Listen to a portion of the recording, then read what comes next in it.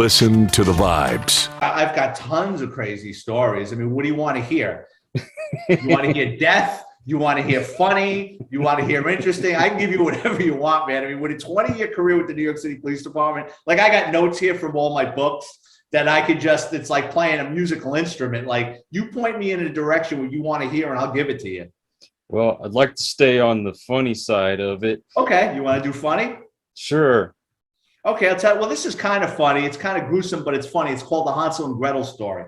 Early 90s. You know, I'm a young guy. We're going out to cop bars and meeting girls and stuff. There's this one cop from another precinct who worked with a friend of mine, and he was an amateur magician in his spare time. So we're up at the bar having cocktails, talking to the ladies. This guy rolls in. He starts pulling flowers out of his wrist. He's pulling coins behind her ear. Essentially, he's cock blocking us with magic. So I turned to a friend of mine who works with him. I says, "Can you get this guy out of here?" And he goes, "You know, he's the laziest cop in the world. If he took it making balloon animals inside the police car as serious he did his NYPD career, he'd be a one-man crime stopper." A couple of weeks later, these two cops, the magician and my buddy of mine, they get called into a six-story basement apartment of a building. And in these basement apartments, you usually have a couple of apartments where the superintendent and his family live. So they go downstairs. It's a 911 calls for help, and someone hangs up. So they go to door number one, they knock on the door, nobody answers. So my buddy goes to knock on door number two, and the magician, who's lazy, goes, "That, we made all this noise with our radios and stuff down here. No one's down here. Come on, let's go." My buddy goes to knock on the door again. He goes, "Come on, let's get the out of here, I'll buy you a cup of coffee." And they leave. What they don't know is behind door number two, the super of the building lives there. He's selling coke out of the apartment. He gets addicted to the coke, and he's not paying his wholesalers. Well, in the drug world, they don't cancel your cable or send friendly reminders. This is your final notice. They send a couple of Albanian hitmen to kill him. But the hitmen are having a hard time getting him out of the apartment. So they do an old gypsy trick. What they do is they bring an attractive female. They knock on the door. They put the female's face in front of the peephole. The super's like, "Holy shit. You know, I got a good looking customer." He opens the door. They bum rush him. They start pistol whipping him. "Where's the money? Where's the coke?" He doesn't have the answers. They shoot him in the head. They roll him up in a carpet, and they take him out of the apartment, and they throw him in the furnace. So while he's going up like a Puerto Rican fire log, they go back into door number two, the three of them, and they're ransacking the apartment when my buddy and the magician are waiting outside. So now, just before my old partner is about to knock on door number two, the hitmen and the female come up with an idea. The two hitmen tell the girl, "Listen, this is what we're going to do. If those cops knock on the door, let them in, start yelling in Yugoslavian. They're not going to know what the you're talking about, and lead them down the hallway to the kitchen. When you pass this doorway, jump down on the floor. We'll come out behind them. We'll shoot them. After we kill them, we'll drag them out of the apartment. We'll throw them in the furnace, and we'll get the out of here."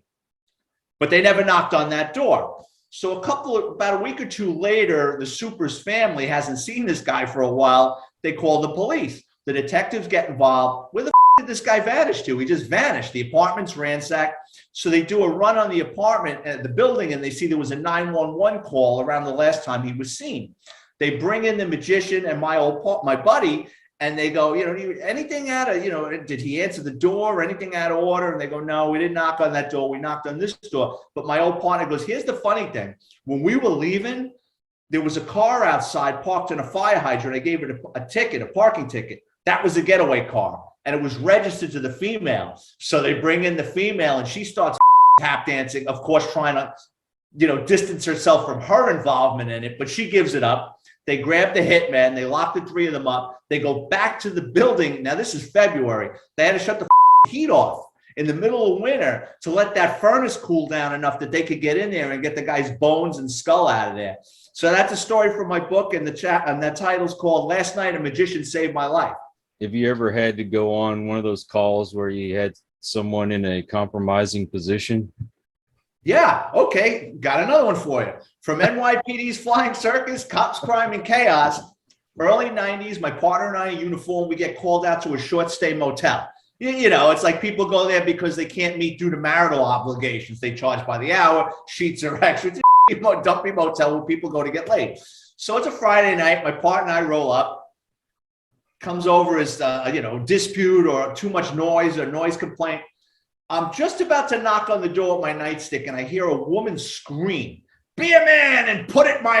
So we start fucking laughing, right? I drop to my knees. I can't stop laughing. My partner just will like dying laughing, right? So my partner goes, "Let's get the out of here." I go, "Oh no." I says, "Listen, I see what you're saying. I don't like with people that are having sex." I said, "But here's the thing. Someone could be getting in there, or someone could be tied up in a gimp box like Pulp Fiction. You know what I mean? Like, let's just see." So I take out my nightstick. It's a steel door. I give it a couple of raps, and I hear the woman's voice go, I told you you're making too much noise, right? I hear, "Who is it?" I go, "Police. Come on, open up." All right. So you hear rustling inside the room. The door opens.